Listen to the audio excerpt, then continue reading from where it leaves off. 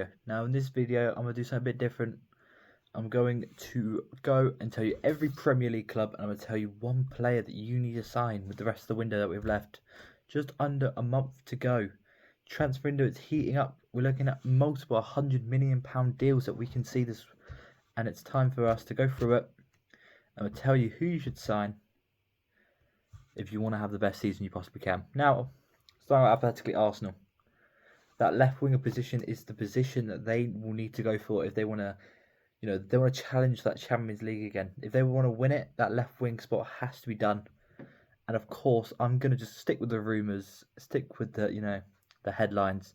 Vinicius Jr. I mean, what a player he can be for Arsenal. I mean, we're talking about someone that should have a Ballon d'Or. We're talking about a guy who almost has a goal contribution a game for Real Madrid. We're talking about a guy who's worth on his day 150. He can be up there 200 mil. 1 year left on the contract. He hasn't resigned yet. Real Madrid and Vinny cannot find a deal. Mainly due to the image rights. Arsenal apparently are willing to give him the 100% image rights, which is exactly what Vinicius Jr. wants. That's why it can be such a good deal, because Arsenal are willing to break their wage structure, and Vinny does seem to be interested in the Premier League champions. Moving on to Aston Villa. Now, as we've all seen, Lucas Digne has gone to PSG for about €10 million. Good signing for PSG as a good backup for Nuno Mendes. But that leaves a big hole in Aston Villa's team, and usually their fullbacks are not their strongest positions, which is why I'm going to offer to Aston Villa Neco Williams from Nottingham Forest. Now, Neco Williams has been a reliable, usually a 7 out of 10 player every game for Forest over the last 2-3 seasons, especially in the Prem. He's quick, he can get up the line, he can defend very well, and I think he is a good Premier League replacement, Premier League experience, and I think he wants to take that next big step, which Forest currently are not in Europe. Aston Villa, Champions League nights. That'd be a big thing for him. Obviously, Forest do have a pool. Glasner's at the helm, so Williams will thrive in that Glasner 3-5 at the back. And I think Aston Villa could be a very big move for him. Going to Bournemouth now, I'm going to say Eric Martel from FC Cologne. Now, to be honest, I think they need a 6 anyway. But especially if Alex Scott goes to, say, Chelsea, not McKennie. Tyler Adams is currently linked to a move away to Newcastle. It could be a very good signing. He's been very good in the Bundesliga the last 2-3 seasons. The way he's just evolved his game is very special. He's very good at his tackling. He's very good at just stepping into that defence, finishing, and just starting that plays again. And I think Bournemouth, the way they have played under Iriola, I don't know how that will change under Marco Rose. But I think he can be very special for him. Also, they need a 6 because, as many people may know, Marco Rose played a very narrow, usually like a 4-2-2, which obviously you need 2 6s that can help out the defence, especially if the wing backs need to push up. And I think he'll be very good in that position. Now going into Brentford now, and I think this could be a very good signing if they can get it through. Papa Matasar from Tottenham. 23-24, the first season under Ange, this guy was special. But I think his form has dipped off since then. I don't know whether the Spurs just hasn't been good in the last 2 seasons. But the fact he doesn't get as much game time as he probably should says a lot about how he's being managed.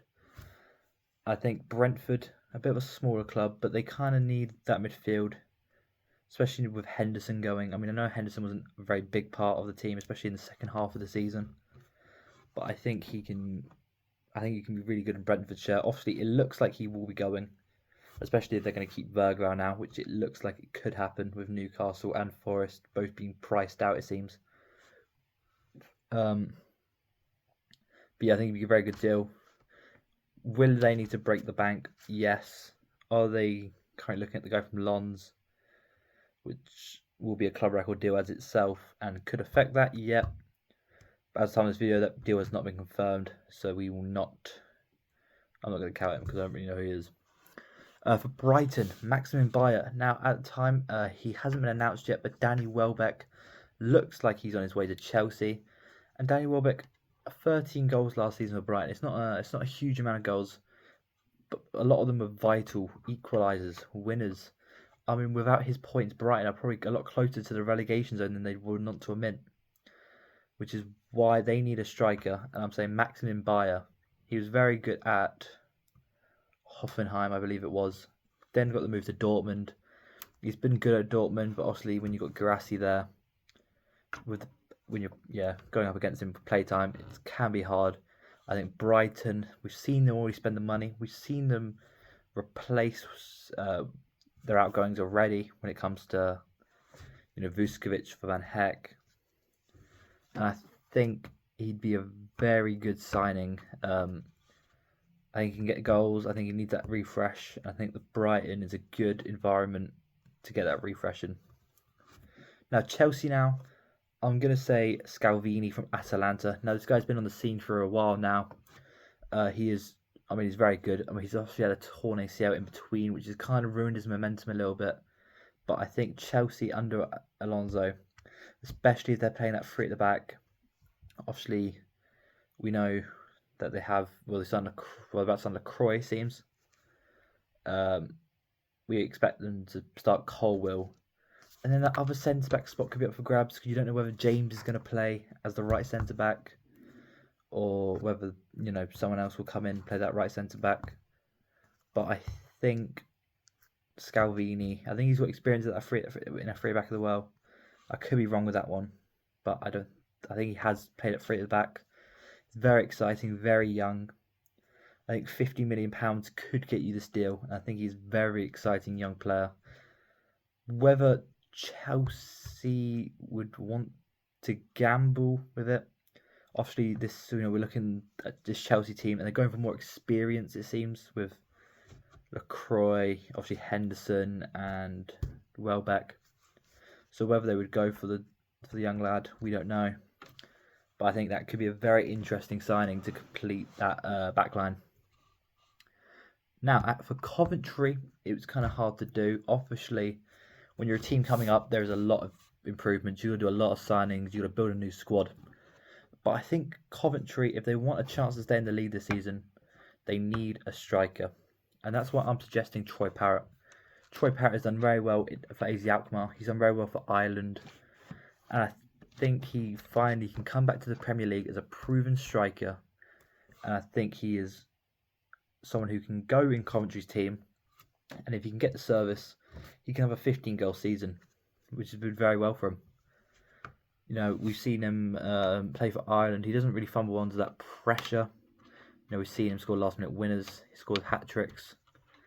And I think he is linked to West Ham currently. And he's linked to the other teams coming up. But I think Coventry would be a very good place for him. And Coventry should have the money to pay for him, which I think would be very good for Coventry. Now for Palace, I'm going to say Axel Disasi. I think, obviously, with LaCroix leaving, they need an experienced centre-back. Disasi last season, in the second half of the season at loan at West Ham, very exciting, very good. Chelsea don't seem to want him, as he was in the bomb squad on Maresca, and I don't know whether he'd play under Alonso. So I think go Palace, you get a fresh start. He's done very well at West Ham, and without him, they would have easily been relegated a while before they did. It wouldn't have gone to the final day, I don't think, without the Sassy, which is, I think, is why they should need to keep him along. Next up, we got Everton. I think Everton are building a very good squad under Moyes. I think as long as they keep Liman Ndiaye from Saudi or another club, they should have a very good season. And obviously, I was thinking maybe their left wing, because they won't. Well, as of currently, they haven't tried to extend Grealish's stay at the club. But I think right back is a very big position. I think Jake O'Brien needs to start working his way into the midfield. Obviously, that's very hard to do because you've got Tarkowski and one to fit Brantway in that centre back roles. But I think a right back is important. That's why I'm going to go Mahou Molina from Atletico Madrid. Obviously, a World Cup champion with Argentina. He's done well at Atletico Madrid. I mean, we're talking about one of the best shooters of the ball in football. If you've seen this guy shoot, he can shoot from 30 yards out and it will go in. He's done it multiple times last season. And I think Everton can get him for good money. 25, 30 mil. I mean, he's get benched quite a lot for Llorente, which is why I think he'll be wanting a move. And a Premier League move would be very exciting for the lad. Now, moving on to Fulham. I've got Ethan Waneri. I think they need creativity in that team. Jimenez going means that a lot of the goals will dry up. So I was contemplating a striker, but they have signed Gonzalo Garcia. But I don't think there's many people on the team, especially with Harry Wilson gone as well, that will happily cut in and shoot. They'll happily, create something out of nothing. I think Waneri is a player that can do that, whether it's on loan or whether they buy him and probably a buyback clause in that deal. But I think Waneri, very talented. He's got Premier League experience, did well at Arsenal in the 24-25 season. Obviously went on loan to Marseille in January, which wasn't great, but no fault to his own. Management kept changing. Marseille crumbled that second half of the season. For Hull, I've got Leon Bailey. I think a very quick winger with Premier League experience is what they need. Obviously, we're seeing them slowly build their defence, and obviously will build the attack. And I think Leon Bailey, you can get him for 10 to 15 million. He's very quick. He's Premier League proven. When he's in form, he's great. If they can just unlock the good Leon Bailey, what a signing they have here for the good money, which could help him stay up. Now to the final promoted club, Ipswich. I've gone Ezekiel Palacios from Leverkusen. Now it looks like the 27-year-old will be out the door this summer. Leipzig and Ipswich are fighting over his contract. I think Palacios in the Prem would be a great player. He can play a lot of that midfield. He can do a job in the 6. Obviously, his best position is probably the 8. And he can sort of do a job in the 10. I think, yes, will it be 35, 40 million pounds? Probably. But can they get that over the line? I think they can. Obviously, Ipswich, very rich already. This is the second promotion now. They know what they need to be doing. Gary O'Neill, which we have seen do very well at clubs that have just been promoted. Bournemouth a few years ago, for example. I think Palacios would be a great thing just to control that midfield and be creative in it as well. Now for Leeds, I've got Igor Paxal. I don't know if that's how you say his name. He's a winger, currently at Marseille. He joined from the Dutch league either last season or the season before. He's done alright there, but Marseille right now is in a bit of a weird state with how the club's been run and the management and everything. And I think if they can get him in, and then your wingers are Harry Wilson, Igor Paxal, I think that would be a Leeds team that can fight for the mid-table, or they even start trying to push into a competition for Europe. And Leeds, especially, they felt it when they were last in the Premier League. That second season for promoted clubs is very hard. But I think they have so far made the transfers. If they can get him in, I mean, they're a team that can easily beat any team on their day. Now for Liverpool, it's quite obvious that right wing, Salah being gone, they need a right winger. A lot of options in the market. I'm going to say Barcola just because it looks like he wants the move. Liverpool want the move. Barcola wants out of PSG. PSG, I don't think minds selling him obviously for a very big price for PSG. But I think his output is questionable at times. I mean, we saw him in the Champions League final where he ran through on goal multiple times and just doesn't seem to have the end product, which Liverpool might be worried about because of the fact Salah got him so many goals. But I think Iriola, he's good with young players. He can build that team. So it's built so Barcola can succeed in the way he plays. Obviously, his finishing has got better, as we've seen over the World Cup period. He did get some goals at the World Cup. But I think if they can just get him for 90 million and he does well, that could be a good signing for him. Now, Man City, Buadi. Now, Buadi's a player I've been looking at for a while now. Obviously, he was actually linked to Arsenal not too long ago for 45, 50 million pounds. But after the World Cup he's had for Morocco, that price tag has obviously gone up to 80, 90 million for Man City. Obviously, we know Rodri is most likely out the door to 75 million euros as it's currently being reported they want for him. And Rodri seems to be pushing for the move. Personal terms have pretty much already been agreed between him and Real Madrid, which means that they're going to need a number 6. I think there is no better young 6 in world football right now than Elliot Anderson and Boadi. And if they can get both of them in the same team, what a team they have. Man United, I think their left back is a very big position. I know Luke Shaw had a good season. He was fit for a little bit. But I think they're going to want more output from their left back, which is why I've gone for Lewis Hall. He's very good at being in left back. He's good defensively. I thought at St. James, not St. James, but Camp Nou against Barcelona in the Champions League. He had a very good game despite the team conceding, 7 goals. But I think the fact he can move into midfield as well, which is very, what football is nowadays with the left backs and the full backs.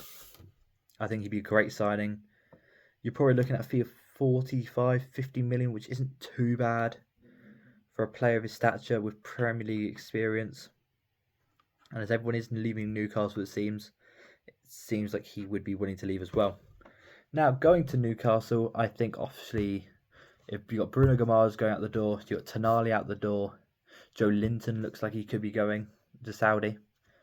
I think you go for Angelo Stiller from Stuttgart.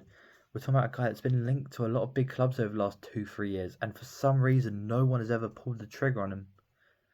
We've seen Real Madrid, PSG, Bayern, Man City, Man United, all linked to the player, but no one has ever seemed to go in for him, which is weird because every time I see him play, he controls games, he gets the ball up the pitch, and I think he'd be a very, very good signing for Newcastle, especially as the Tonali replacement. I mean, if you can get him for 55 million euros, I reckon that's a good deal for him. He controls games so easily. It's flawless for him, really. And at Stuttgart, I think he will want a bigger club than Stuttgart. While Stuttgart have been on the up, he probably wants to be in a team that can constantly fight for that Champions League spot. And I think Newcastle, while this season having a very bad season, finishing 14th, I think it was in the end, I think he has all the talent in the world to become a 6th for Newcastle for a few years to come before most likely being sold, because that's what they do. Forest, I think Lucas Bergvall, obviously they have just got rid of Anderson. They're going to need a huge player here to, fill that gap in the team. I mean, Anderson led the Premier League in a lot of defensive stats. I mean, I'm pretty sure tackles, Jules won. I mean, he was up there. He was in the top 1% of entire Europe for stats last season. Obviously got 100 mil. Dion Monday seems to be coming through the door, which obviously would fit Glasner's system. But you need that replacement. And I think Bergvall can play in the 6. He can do a job in the 8. I think he can get all over the pitch. I think he can cover ground really well. Spurs, it doesn't seem like they want to sell, but Bergvall seems to want to leave. Whether he still wants to leave after seeing all the signings that Spurs have made, we don't know.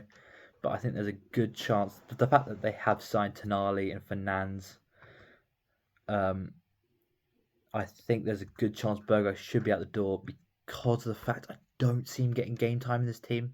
When you think next season their midfield is probably going to be, Tonali, Mateus Fernandes, and Maddison to start the season off, really. So I think Bergvall, if they can bid 60 mil, he's probably going to be. I think that's a great signing for the club. Now, Sunderland, I think they could upgrade on their left back. I think both their fullbacks, obviously Gertruda was there on loan. I think it was Trey Hume. He was good there. I just thought fullback, I'm going to stick with left back because I think Reynoldi is getting on a bit in age. Obviously, he's decent. A bit of what's the word? I guess it's just a great aggressive. He got a lot of yellow cards, and I think he got a red card last year, which is why I'm saying Malik Diouf from West Ham. I mean, this guy was probably the bright spot of that West Ham team last season. The way he just up and down the pitch so quickly, so effortlessly. I mean, his stamina is crazy.